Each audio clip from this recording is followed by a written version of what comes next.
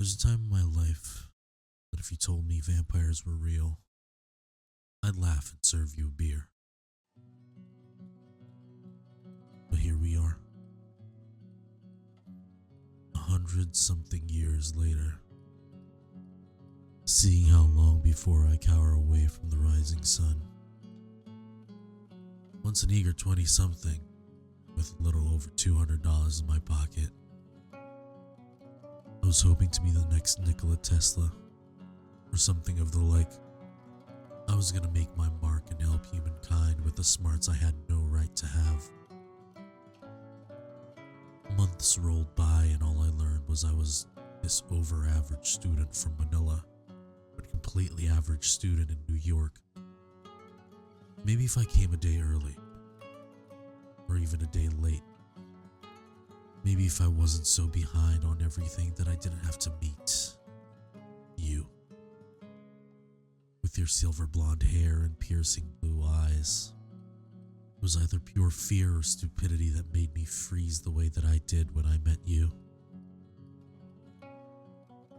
100-and-something years. Through a war of blood. The constant cries of those who fall to our hands. To a union of convenience. And breaking the heart of a woman that did not deserve my cruelty. To burning my brother with my own hands after watching the woman that I loved turn into ash before me. All these things, and I only have one regret. I should have never taken your hand. I should have walked away. I should have known that 100-something years later I would long for what peace felt like. 100-something years later, as the sky turns that auburn hue, I cower down in this cellar, all because of you.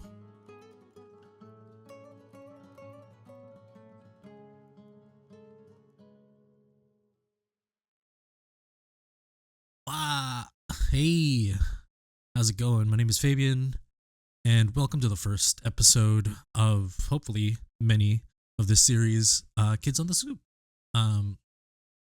where we talk about everything and anything tabletop and then some. This is a video, at least I've been really excited to talk about, and it's about the newest source book from World of Darkness in Memoriam. This is an offering from World of Darkness that gives you a lot of new ways to create an ancillary character to further enrich your experience playing as a creature of the night. With me is my co-producer and also amazing storyteller, Josephine. We will be talking about a lot of things in terms of this book. We're just gonna, this is like a casual thing. We're just gonna start shooting the shit. How you doing? You know how it is. Did something directly before this, had some dinner, and now we're ready to talk some more about vampire shit. Hell yeah. Amazing. So hey, like, people might be wondering, how did we get into vampire? How did you get into vampire? I played Vampire the Masquerade for the first time with Goblins and Gays, with Cleric. That's how I met Aki's crew, actually. Just like the Goblins and Gays Mm-hmm. universe and orbit, just in general. And then, um, you were already well into a vampire campaign when we had met, I believe, or like Yeah. we were developing it, and then like we were like, let's make an all Asian fucking table and do some vampire in Korea, which kind of was unheard of at the moment. So prior to that, your experience with vampire was like very limited. So you haven't really like, Yeah, you'd never really like touched like the American whole. centric was pretty much fledgling Mhm. exclusive, and then not really expansive world of what it meant to be a vampire, and like with the Camarilla and Anarch lore, no idea. Okay. That's interesting. I find it very refreshing to know that that's where you started and you do so well with the world building of what you do. I'm quite surprised. I thought you would have started No, not at all. before Like 2021 first touched Vampire yeah, the Masquerade. 2022-ish. cuz you started TTR like APs like 2020. 2021. Yep. 2021. So yeah, that's pretty awesome. Like what made you, apart from like Goblets and Gays, a lot of us know, like a lot of the people know who like follow us, those are our friends. So apart from playing with our friends, was there anything that was appealing about playing as like Vampire Kindred? I don't know. It's interesting because I think I would still maybe say vampires as a monster is not the most interesting thing outside of Vampire the Masquerade. Hmm. Like um having played maybe a vampire or two outside of the World of Darkness system, it really makes you realize the like very intricate web that is a vampire's life and Mm, memory and like history, and the potential like gaps in memory that a vampire might even have, or regrets even. Like, hmm. what does it mean for basically a zombie with a lot more sentience to roam the earth, Exactly. and for that to have religious context or connotation? Yeah, just it's so funny to not even be that interested in vampires unless the system entirely dedicates and focuses itself on the vampire experience. Yeah. Um that's it's so funny cuz like yeah, it's so we get into like going back to your days as like Monster Fuckers Anonymous, right?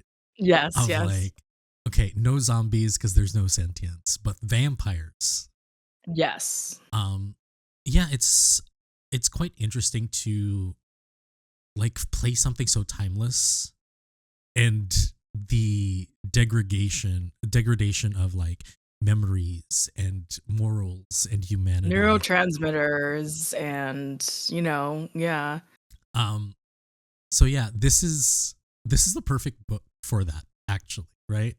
Yeah, exactly. Because a lot of it goes into the degradation of humanity and going back through your memories and seeing how much you've changed. um the thing about in memoriam, for the people watching this, um they released, initially Vampire released rules for you to be playing a fledgling or neonate, someone who is new. They introduced the beckoning so that Mhm. uh, the creatures that are affected, like elders per se in the vampire universe, are gone, to kind of give you free reign and like kind of create your sandbox and playground. And in memoriam changes a lot of the Ancilia rules, which is very interesting. um have you played a character that is like within the realms of Ancilia before? I Yeah. how did you feel about the how did you feel about the initial rules back in like the core rule book and the player's guide, and the difference between the in memoriam rules, because they changed quite a lot in this book? Yeah, so I played Sunny from Madness Over Manila as a caitiff Ancilla. Hmm. And, for those familiar with the book, with the core book, obviously, when you're making an Ancilla, it does leave you kind of aimless and leaving large gaps of history. If you're not already a history buff or someone who is really interested in history. So, very specifically, I was tying in the Korean Catholic missionaries that went over to the Philippines Yeah. to also continue the word of Catholicism. I was interested in um, the very first Catholic Korean Catholic man who was executed publicly by the emperor at the time for believing in Catholicism. And I also brought in not folkloric, I think an actual historical account of a woman who was part of Sunny's clan. Um, it was Chu Nonge, and Nonge was a woman who basically, like, during Japanese occupation, or the first few rounds of it, um, uh, embraced, quote unquote, took hold of a general and jumped off of a cliff into like rocky waters with a Japanese general. And that is just sort of um, writing that as Sunny's ancestor, and like figuring out Sunny's like descendancy and like legacy and stuff like that. All of that is, there aren't necessarily resources for that type of historical chronological timeline in the book. If you are not already someone who is aware of like the historical touchstones, like what this type of person in this type of country and this type of life would find themselves, Mhm. their migratory practices and habits and things like that, like you're not going to really find yourself a lot of even footing um, to make an ancilla. And if something requires you to play an ancilla or make an NPC or something like that, um, you're just sort of lost out in the water by yourself. Yeah, you're kind of like crawling in the dark trying to figure out where you're going. And Yeah. I remember like Sunny very vividly, and yeah, there was like a lot of research that went behind it. And yeah, that's one of the great things about like this book is like it gives you these like time frames, eras. Mhm. One of the changes that I personally really like is the ocean of time, as what they call it in the book, which Yes. is basically you kind of facilitate your growth as a vampire through time, through eras. So there are, I believe, 6 types of eras. One of it is technically like a not really an era where you stay in torpor and regain Yeah. humanity, but Mhm. some of it kind of plays with the idea of taking the 35 XP that they give you initially in the original book and kind of directs you in a way where you get um flashback kind of specialties like uh like I just created a character recently that has a specific type of fencing that is only for a certain time point, like a point in time. So it Mm. it gives you a very solid sense of grounding in the real world, regardless if you know about the history or not. I think yeah, like that is definitely something beautiful. Um, Also, more powers. I Yeah, think absolutely. I think one of the biggest problems with uh building an ancilla before was you still don't feel powerful. You only get 35 XP Yeah, when technically you could have lived an entire multiple, at least 5 other lives by this point, right? exactly. Serving whatever sect it is, you would have had more XP than 35. So that kind of covers it, and you feel more like a creature of the night that does things. Yeah. And I think that is one thing that I really enjoy about the book. Um, Another thing that I also think that is super fun is flashback play. Yes. In Um, memoriam. yeah. So in Memoriam, when you say flashback play, not only do they give you context of like historical fact of historical actual historical events, but they also give you historical events in kindred society. Yes. Yes. Um, they bring up blood weddings, which is one of my favorite concepts.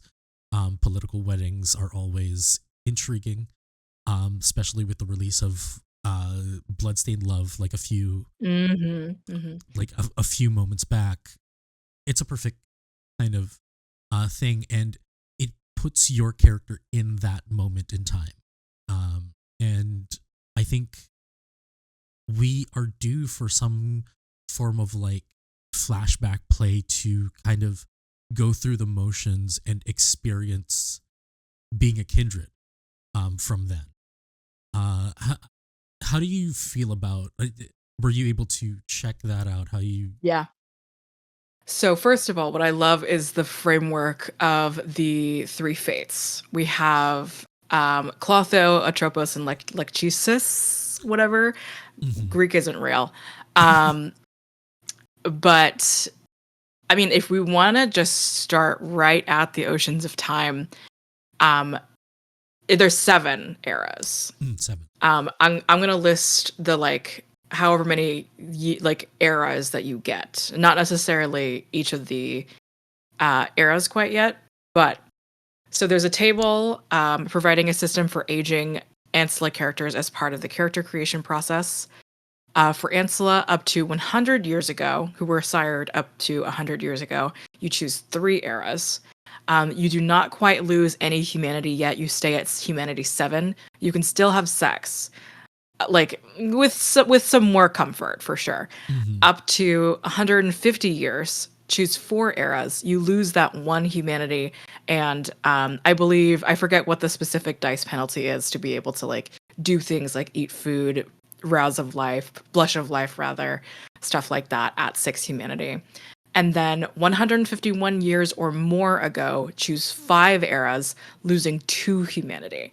And I Hmm. don't even know what humanity 5 looks like. Let's see. It's crazy. And to add to that, while you're looking for it, the Uh-huh. crazy part is each era, at the end of each era, not all of them, some of them are like roll a d10, and on a 1 to 5, you lose humanity. So there are still chances for you to go lower than 5 humanity in the game, in character creation alone. Obviously, speaking with your storyteller, you can easily say, maybe we can limit the loss of humanity, but I'll probably get it to it a little bit later. But losing humanity in this game is so, I wouldn't say hard, but like is so It's precious. severe. It's It's severe. precious. Yeah. Yeah. So you starting your game at 5 humanity is insane. Um, but Yeah. yes. Uh, So at humanity 6, there's a 1 dice penalty to faking sexual intercourse. Um, with Blush of Life, you have to make a composure plus stamina test against difficulty 3 to keep food and drink down. It is the same for Humanity 7, but Humanity 5, not only do you take a 2 dice penalty to the pool for faking sexual intercourse, you also take a 1 dice penalty in rolls to interact with mortals, period. mhm. Because you're so What is a archaic. mortal to you? Yeah, Yeah. you're so archaic and you don't understand humanity that it's like it's like there was like a scene recently from a show. I'm trying to remember it. Not Watch, interview. not interview. Um where it's like trying to interact with a just a regular person is so hard as someone who is technically not human anymore. Like even as like in the context of like playing a machine, Yeah. understanding, having like a level of empathy starts to be hard. It starts to get hard to empathize with like an NPC. So it just makes sense. It just makes sense that you have a penalty to interact with a person because you don't know how to speak to them. Yeah. And that is a good segue probably to what happens when you lose humanity, keep losing humanity until you have no more. Um they introduced a thing, and if you probably watched New York by Night, like the first season, you probably would understand. You'd probably be familiar with the White, and the White Mm-hmm. is a creature, a kindred that has lost all humanity and has given up to the beast and to frenzy. That is one of the uh, sort of endings that you can choose to go through once you've lost all your humanity. But Yep. before, in like the old books, they just give you a flat kind of instruction of give your sheet to the storyteller, and this is the storyteller just has like kind of like a stat card, and they'll do what a white does, but it goes into more of what being a white is and what happens to you once you're completely gone. I think that's interesting. And yeah, this book gives a lot of things. I mean, you have new coterie types too. Um, Yes. if you are in a group that always wanted to play, someone wanted to play the prince and you wanted to play the rest of your kind of like council, they give you that option. And I think it just expands more. Um, did you find anything that you didn't like about the book?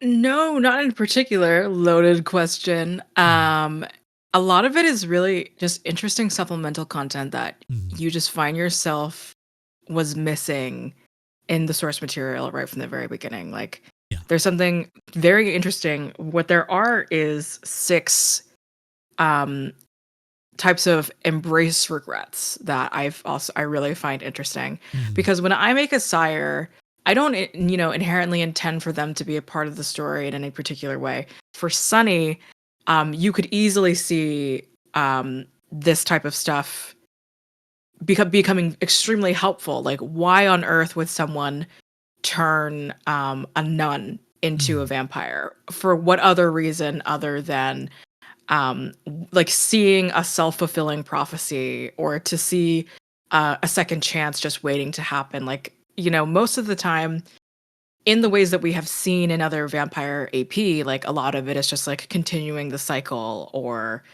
um strengthening an army of sorts, or creating a vampire legacy or something along those lines. But mm, actually putting to word and voice, not humanize, because they're vampires, the sire, but like to give voice to the sire's actual emotional intentions, to embracing, because it is where humans, there's like the natural instinct to some to create a family, to create a legacy, a descendancy, a family. um for vampires, I can only imagine companionship, mm, as vampires are walking, talking emotions and memories and things like that, like, ritualistic cycles and habits. Um, these types of addictive behaviors just want to replicate each mm. other. Exactly. And yeah, I think it's a perfect tool for storytellers. Like, obviously, source books are both for players and storytellers. For a storyteller's perspective, if it gives you a lot of ways to not necessarily rely on your players to say, how would your sire be? What would it gives you already a lot of motivations as an Hmm. NPC to that character. Um, and I think, yeah, Did you want to continue your thought? Because I'll go on a whole other thing I here. my thought is about my cons about the book, and it's very stupid. It's a very stupid con. Okay, please, because I'm so curious. My only con is as a resident Tremere player, I still wish that they try to bring back, because in Memoriam you still get like new disciplines, new blood rush Blood rules, blood sorcery. Yep. sorceries. I need them to bring back old blood sorceries. Like, Okay, which one? the paths of death, the paths of like, Right. like we got them in blood sigils, but I think that's not enough. I think we've had enough Tremere representation, okay? I think I'm done. Hey, I think I'm done with you. how many all three games of New York, Coteries, Shadows, and the newest one were there Tremere? No. I'm still waiting There for was there was a one motherfucker that that wasn't playable. he wasn't playable. You're right. Yes. You're right. I haven't played a Tremere in a video game or anywhere else since Bloodlines. And Bloodlines 2, I don't want to talk about you. No, we're not going to We're talk not about talking it. about you. Yeah, I just miss the old powers. Even like the old Oblivion powers were interesting. It would have been Obstination. Yeah. Yeah, Yeah. it would have been like an interesting thing to see older disciplines kind of brought back. I understand like the newer iteration of Vampire is more of a political kind of game, but just wanna I just wanna like, control entropy and, Be a mage, be a mage but as a basically. vampire. Yeah, Exactly. absolutely. But yes, your thought. What I was gonna say is what would have been a huge con is if they didn't have these navigating authenticity and historical eras Mm, yes. appendices. So there are three subheadings here: navigating horror, navigating authenticity, as well as navigating the troop. So navigating the horror, very naturally when we get into ancilla characters, we potentially get into what might be more chaotically evil, more morally evil behaviors. And that is not necessarily the case when it comes to making vampires that are old. Like I think Mhm. often it just obviously depends on like the most enjoyable play, which is I think a direct quote from the section. Um, but when you are creating a vampire, the most interesting thing in terms of like performing to an audience or performing even to a home game or something along those lines, playing rather, is this is most likely a character playing in the gray. This is a character that has their own indulgences, Mhm. has their own traumas that lead them to the certain actions and grudges and things. Like the things you carry along with you do not make you inherently evil of a person.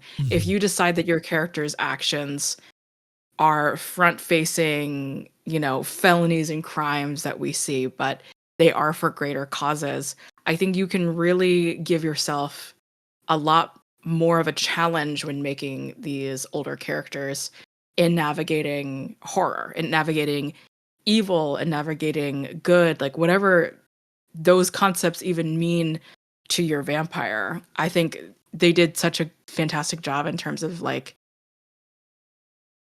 I'm trying to find a specific quote here. Are they attempting to act like a moral person despite the fact that their inner voice is constantly telling them to drink that succulent mortal dry? Or have they given in, falling ever further on the downward spiral? Um, Being a vampire is political. Being a vampire, it's life or death, literally, in terms of your unlife, afterlife, continuing on. If it's a Camarilla sect, if you're an anarch or Sabbat or Autarchus, literally, there are so many other ways you can navigate like doing horrific things that are beautiful and Mhm. horrific in the metaphorical. The navigating authenticity is also, that historical authenticity, the accuracy. Um, there is discrimination, there are slurs, there are, very clear sexual assault references to like siring someone. Care for human or animal life or child life, women, whatever. Um, Again, slavery and genocide is also another thing. Mhm. Like, very clearly we can get into awful and problematic themes, even such as like blood libel, Mhm. ethnic cleansing, all of the things that people in real life have done when it comes to just the terminology of blood. And again, it's up to you and your group's idea of best enjoyable play. But again, is playing out evil necessarily the best, most enjoyable path or the best storytelling path if your storyteller is trying to attempt to push historical events that you are not even comfortable with? Just shut it all down. And am very happy to see that there is, where there is historical context, there are also the fallibility of mankind in history and Mhm. the many things that we had to learn from. That is, It's it acknowledged it within the must be book. acknowledged. Yeah. Yeah. Yeah, I think it is a well thought out book in regards to, like, the monstrosity of being a kindred, but also the monstrosity of humanity through time. It gives you a lot of options. It gives you a solid footing to create not only something believable but also something fulfilling in terms of, like, I mean, a lot of people who play vampire do it not only to be a vampire, but like to perform and to tell a story. And I think Be this goth and sexy and exactly. yeah. And this book is perfect. I think if you can get it, I think you should get it. It will definitely uh, push forward both you as a storyteller and as a player. I think it's a really good addition. It's probably the best source book that came out since the player's guide, Praise God. Mhm. because of, like, all of it encompassing all of, like, the newer additions. Um, it definitely is something that changes the play of Vampire V5. And I'm excited to see what they have more in the future. Um, so yeah, do you have any final thoughts about this book? Um, I would love to hear what your favorite era is.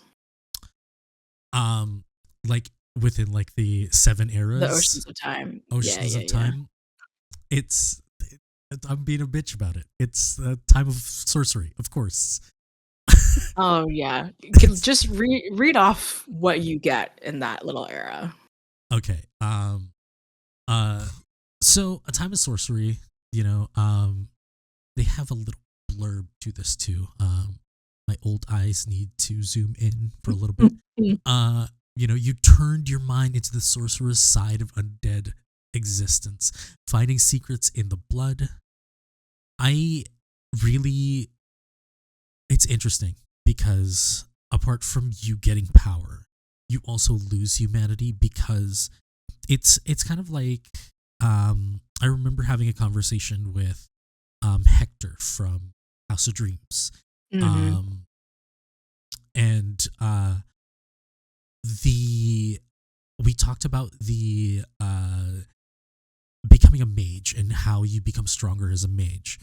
And the way that you grow stronger is you break your understanding of reality, and in itself kind of removes yourself from your own humanity. And it kind of makes sense that you lose humanity. You gain 15 experience points to spend on, like, mental attributes for occult or blood sorcery. Or you can even get, like, other powers like oblivion and rituals and ceremonies. So you can also choose 3 experience points to spend on um Like any everything of the else, above any of the things. above things. Yeah. Um, favorite thing is you get a cursed object. If you roll from a 1 through 5, you can potentially gain a cursed object. Yeah. Yes, like, you can probably get a cursed object. Um, but if I'm your storyteller, I'm giving you that cursed object. I'm giving you goddamn cursed object. And if I'm the player, I will take that cursed object. It we rarely see like artifacts and sacred objects That's true. in the game, so it morphs it into a very magical kind of thing.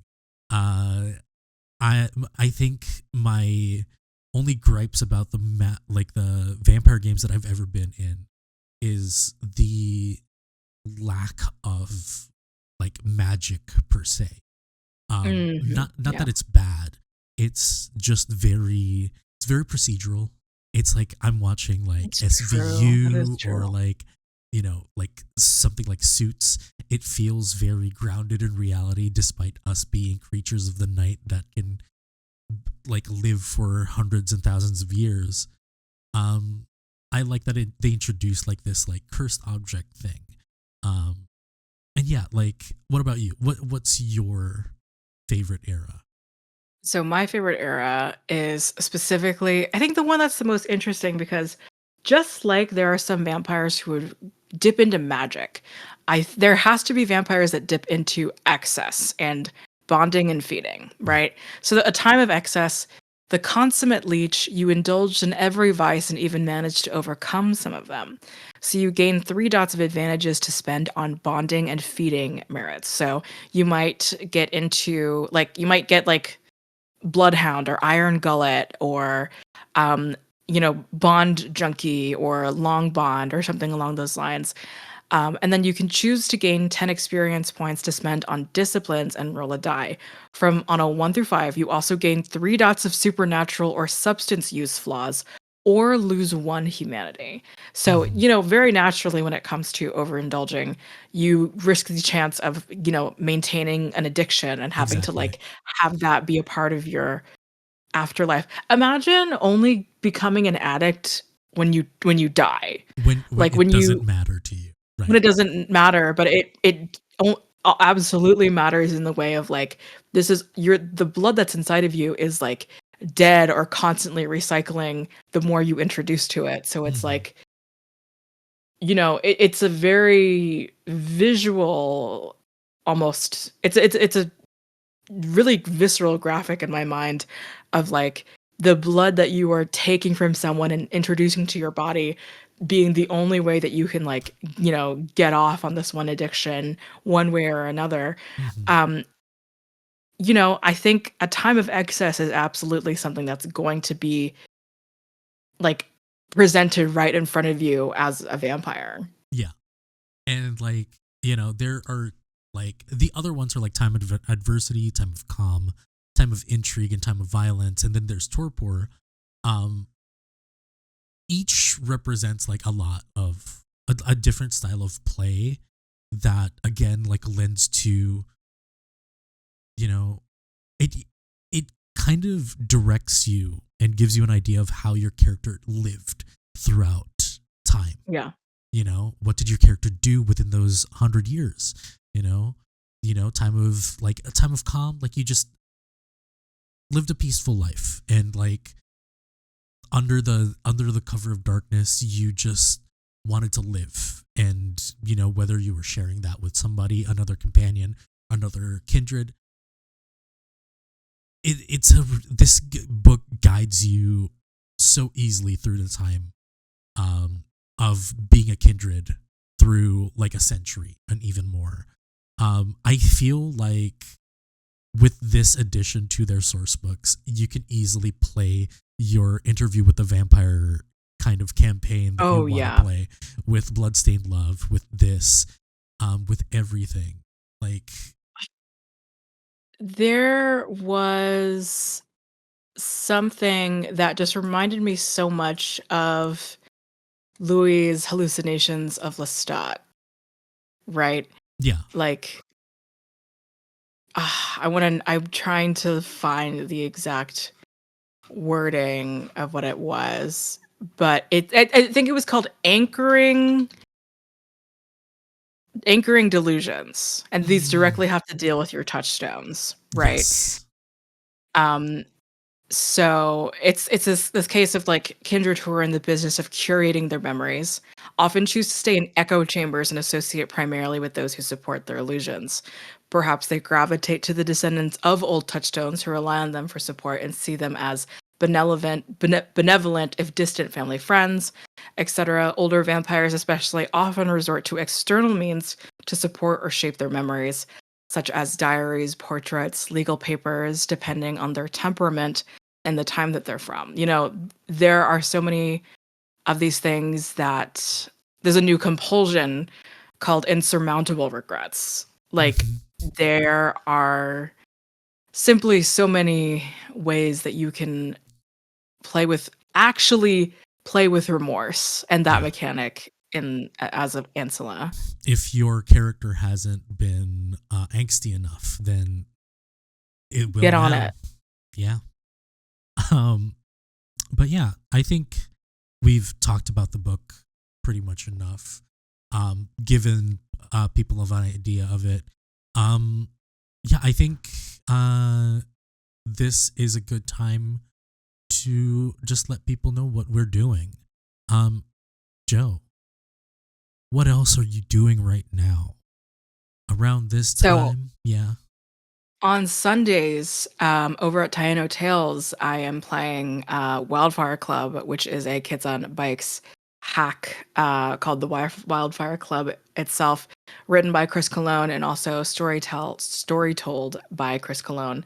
I play as Lizzie Stone, a repressed church Jesus lesbian who is in desperate need to get laid by a beautiful woman, and also just learned that she has latent psychic powers related to pyrokinesis. Um, we have a lot of fun on those Sundays, as well as on Fridays. I'm over at the Mandy's channel playing Curse of Strahd, gender bent Curse of Strahd, and also in Pathfinder 2e. Lots of fuckery, lots of horror all the time, always. Yeah, I remember a scene from Wildfire Club where this guy that was drunk that you had to pick up in the first episode was like, "Hey, you wanna hook up?" That was my husband. Oh, was that Hmm. context? Hmm. That was that was priceless. The way that you guys played that. But yeah, my name is Fabian. I do stuff here. A lot of my stuff is getting recorded right now. So you guys probably won't hear from me outside of Kids on the Stoop. This will be an intermittent series. We will have hopefully next episode we'll have Cleric 34 here hosting with me. But yeah, if you want to catch this and all of our other stuff earlier than it comes out on YouTube and on podcast format, you can join our Patreon for a lot of extras and a lot of early content. It's cheap. $3 you support the channel, we get to do our stuff. Thank you so much for joining us, and we'll catch you next time.